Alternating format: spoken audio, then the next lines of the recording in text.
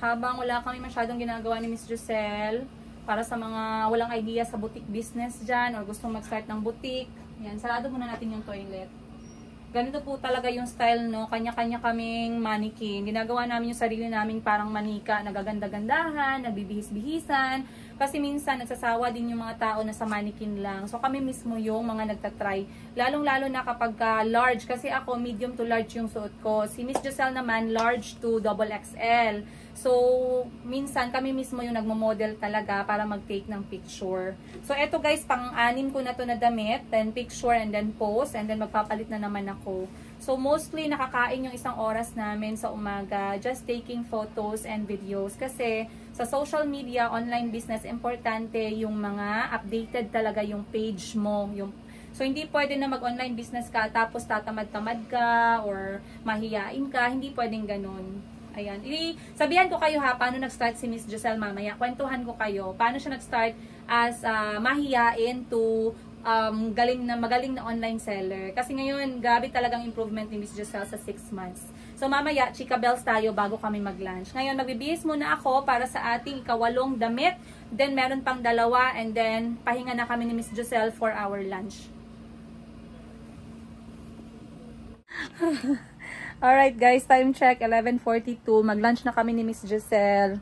So, yung setup ng lunch namin dito, madali lang naman siya. Hindi na namin pinapahirapan yung mga tayong mga smell. Sorry. Tayong mga small business woman, hindi tayo pwede dapat na mapili at maarte sa mga bagay-bagay. Kailangan ano tayo, tawag nito, flexible. So, dito lang kami kumakain ni Miss Giselle mismo. And then, kompleto po kami sa gamit, guys. Tapos, bumibili lang kami ng ulam sa kapitbahay namin dito na gumagawa ng ulam din talaga everyday. So, ngayon, yung in-order namin ni Miss Giselle ay ginataang munggo at saka pritong isda na tilapia. Ayan, 2 piraso. Buti na lang meron kaming ano, ay gamaya po sa kanon ni ate. Oh, 1 rice lang, no? 1 cup lang. 1 cup lang orin iwan. Bakit ang kadroon lang? Ah, yes. Ayan.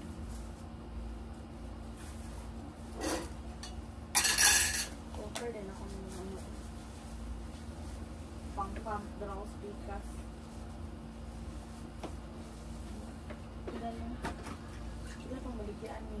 Kasi normally guys, dito sa tabi namin, mga eskwelahan kasi yan. Eh, pag eskwelahan, walang mga healthy masyado na pagkain. Mga pritong ano lang, pritong manok, mga boiled egg, mga noodles, mga pancit canton. Kaya kami ni Miss Giselle ay kailangan bumili sa merong may gulay.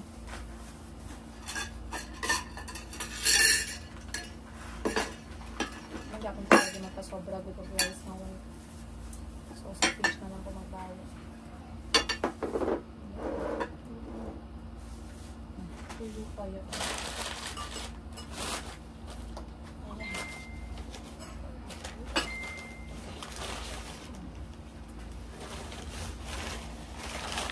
Sakang layo, adi ay.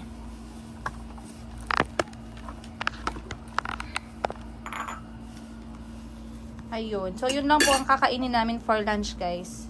Bali, yung gulay namin na ginataang munggo ay nasa 30 pesos.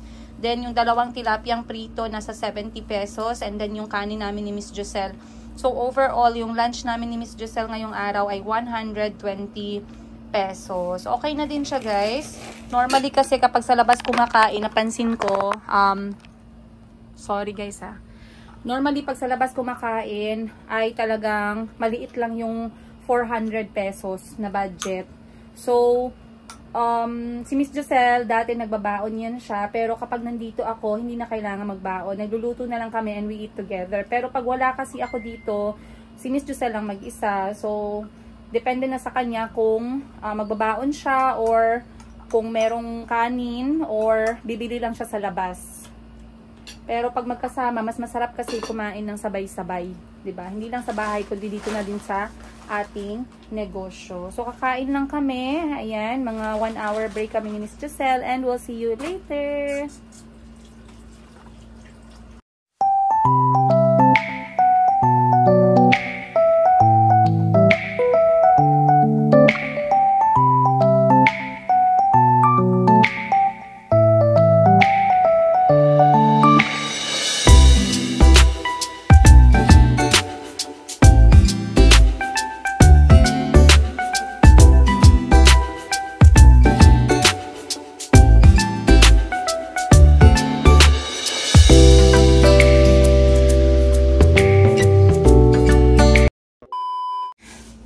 At busog na ang all, makakapag-isip na naman tayo. Medyo nabibisi kami ni Miss Giselle dahil magkakaroon kami ng mid of the month promotion. Once again, sa gustong makabili ng mga items natin from Bangkok, Thailand and Vietnam, katulad po ng suot ko ngayon, ayan.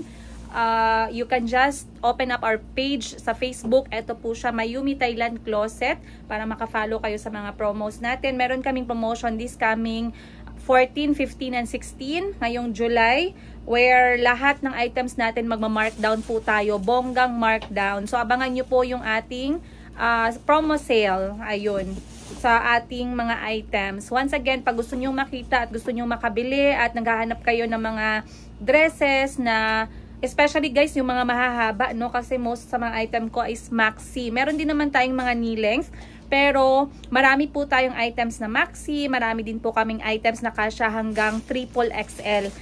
Pero pag sinuot po siya ng small size ay hindi pangit tingnan. Kasi yun din yung gamit ko. Katulad ng mga ganito namin ng mga stocks, ayan. Free size lang siya from Bangkok, Thailand. Then meron tayong mga maxi, like this one. Maxi dress hanggang sa may talampakan, katulad po ng suot ko.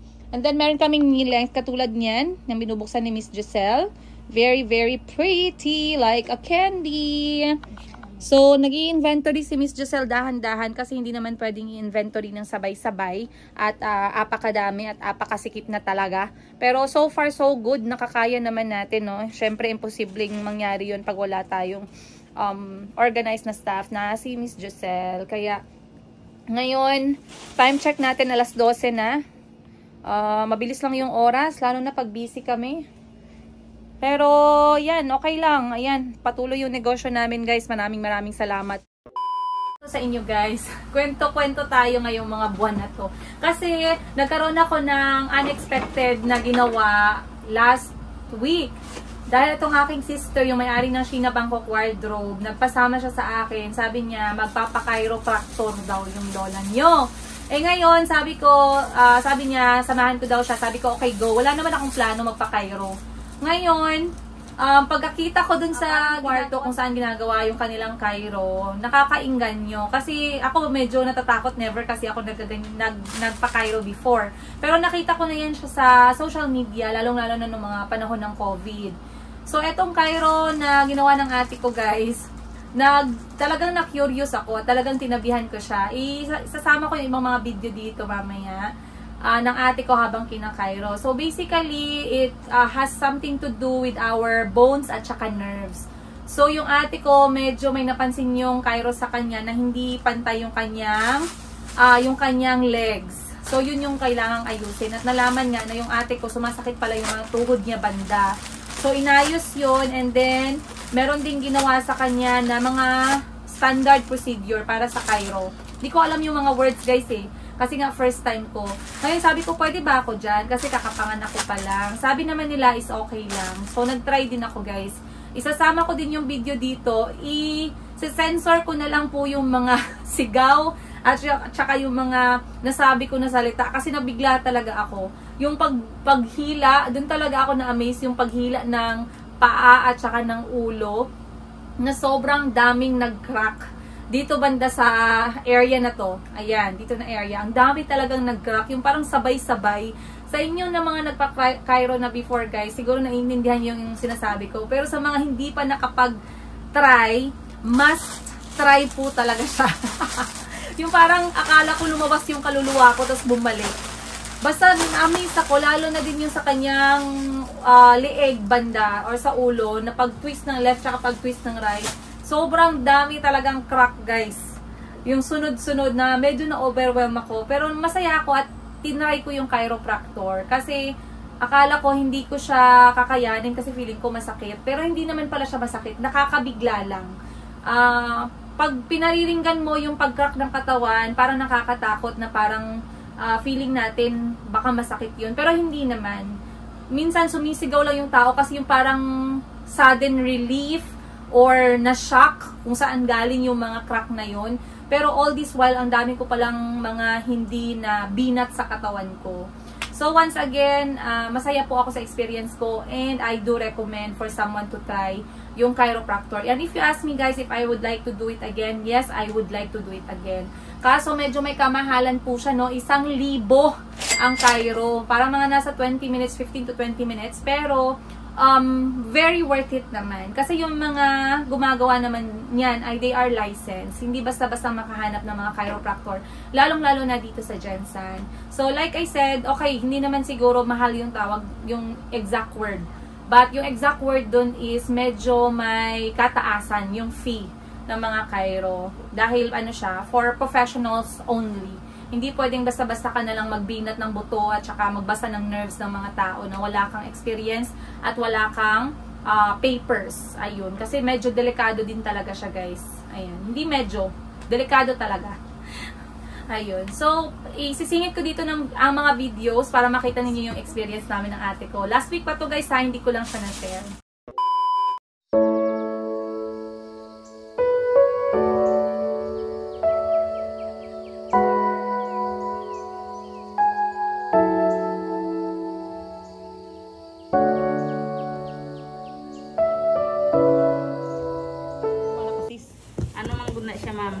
Sa bughat. Sa bughat. Or niagi ka before og slide. Wala ko na slide pero hulog lang. Okay. Kaya kung mapansin mo ma'am, tanawa yang diri. Mas haba yang diri nga side. Mas mubo yang diri.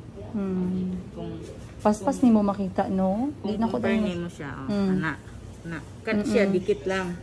Pagabot diri od ako kay haba. Ay, yes. Ayo, no? Tama di ay. Mo nang naga-trigger sa iyang diri.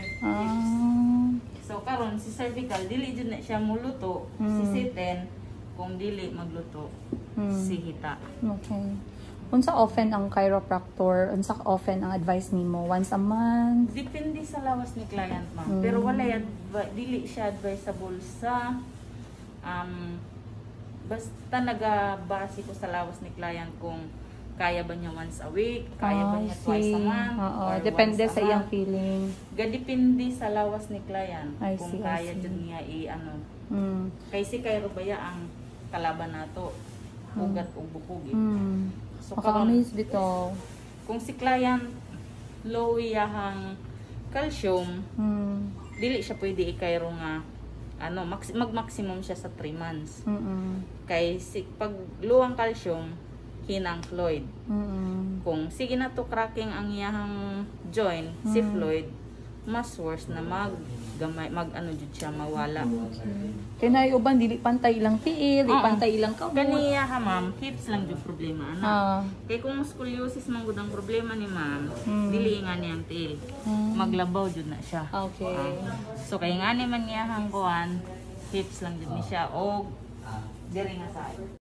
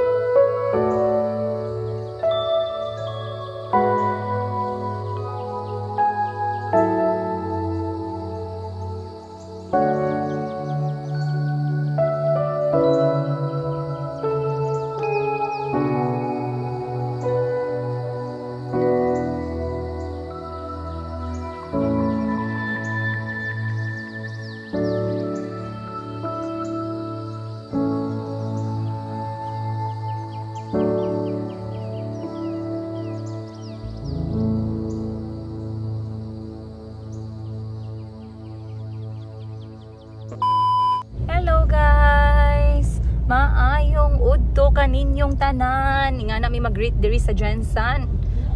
Magingay-ingay naman yung mga taga Jensen dyan. Baka sabihin ng iba, matamlay tayo. Time check natin, 1:00 ng hapon. And pinapatay ko yung radyo guys kasi mas drama pa sa buhay ko. Akala ko buhay ko lang yung drama, pati pala yung radyo ngayon dito sa Jensen, madrama din. Shout out sa'yo, anong pangalan? Roxy. Roxy, may narinig ako about sa'yo, ha?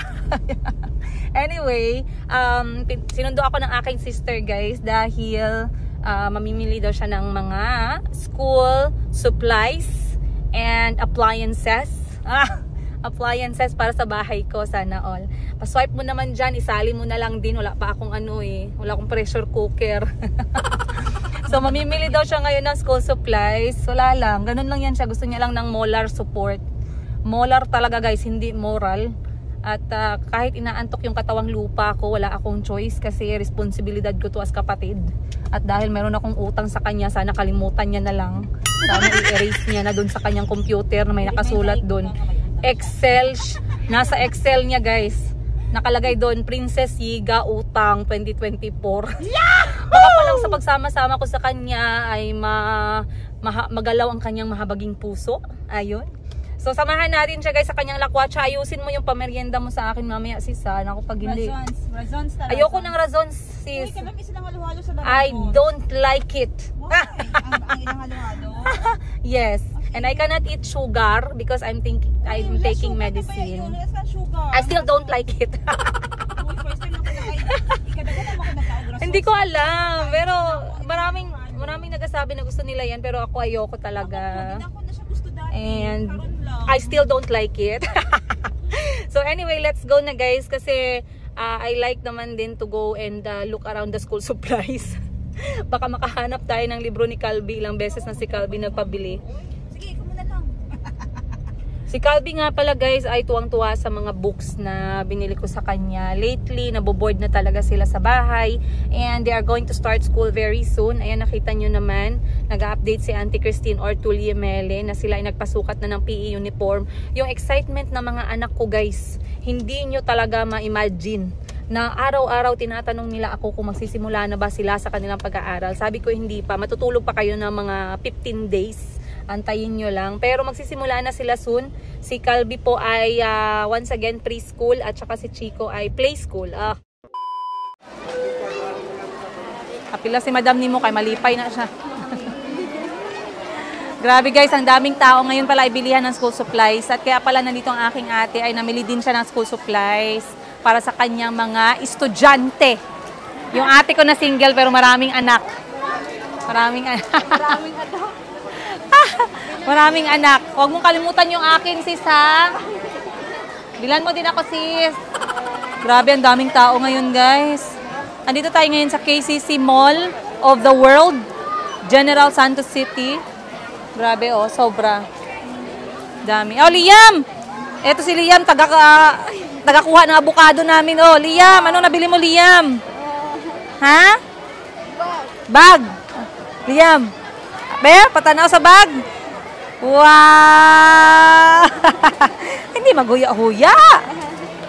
Yan ang mga scholar ng aking sister. Bakit black yung bag? Bakit? Bakit black? Bakit black? Paborito ko. Dito ka magtingin. Oh, sa camera. Oh. Makita mo yung sarili mo sa TV. Paborito. Ate. Ulaw pa. Si Mimi po, ulaw-ulaw po si Mimi. Mimi! Ulaw-ulaw po. Ulaw-ulaw po si Mimi, oy. Ang pula nga bagay, Mimi. Si Nika, nagkuha na siya. Ayan na si Madam Cariñosa. Siya pala magbabayad, guys. Kunan ko na lang din yung mga bata para isang bill na lang. Wait, magantay ka, sis. Sinama mo ako. Kuha ko ng libro dito para sa mga bata. Para isahang na lang, isahang bill. Uy, meron na pala mga ganito ngayon. Isang set, do not open. Ask for assistance. May pinapahanap sa akin na aklat kasi si Kulot. Pero wala dito. Wait, hanapin na. Guys. Mahirap na magkaanak sa panahon ngayon dahil pag nagkaanak ka sa panahon ngayon, dapat may budget ka for school supplies. Nika, where are you going? Sundan natin si Nika. Anong nabili mo, girl? Ay, notebook. For research? Anong i-research mo? Ano? Awat mga reports, data. Wow, very nice. And then notebook. Isa din to sa scholar ni Ma'am Shin, guys. Kaya binibless po yung dibdib ni Ma'am Shin. Ay, dibdib. Binabless yung puso ni Ma'am Shin. Kasi mapagbigay yung kanyang damdamin. Bayan, ang hirap. Ayan. Sundan natin. Ang hirap ang pumili ng ballpen. Grabe. Noong mga panahon namin, guys, hindi kami choosy. Kasi lahat ng mga binibigay sa akin, kung hindi nyo natanong, ako po ay scholar ng isang Japanese organization. So, lahat ng school supplies ko dati, binigay lang. Kaya, hindi kami pwedeng choosy. Kailangan tanggapin natin yung binibigay sa atin. Pero panahon ngayon, iba na yung mga Generation Z. Kasi meron na silang mga requirements from school, mga ballpen. Sorry guys ha, yung nakikita nyo yung butas ng ilong ko. Kasi maraming tao sa paligid ko, baka mamaya masali sila, mapagalitan tayo. Yan. Kulang pa yan, girl. Dagdagan mo, girl. Isama mo na yung ano doon, yung ref tsaka yung TV. Ay, so okay na. Naayos na natin. Ganun pala yung policy dito. Pero sabi nila, hindi lang pwedeng mag-vlog kasi hindi pwedeng kunin yung mga barcode. So hindi naman tayo nandito para magkuha ng mga barcode nila, guys. Andito lang tayo para magkuha ng moment natin na personal. Atchi! Galing ako sa... Nag-story kami sa manager. Nag-story kami sa manager.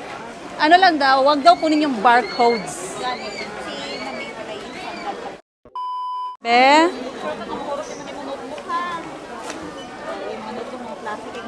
Kulang pa yan, Nika. Dagdagan mo, maraming pera yan si madam. Huwag kang mahiya, please. Kunan mo pa, dagdagan mo pa yan.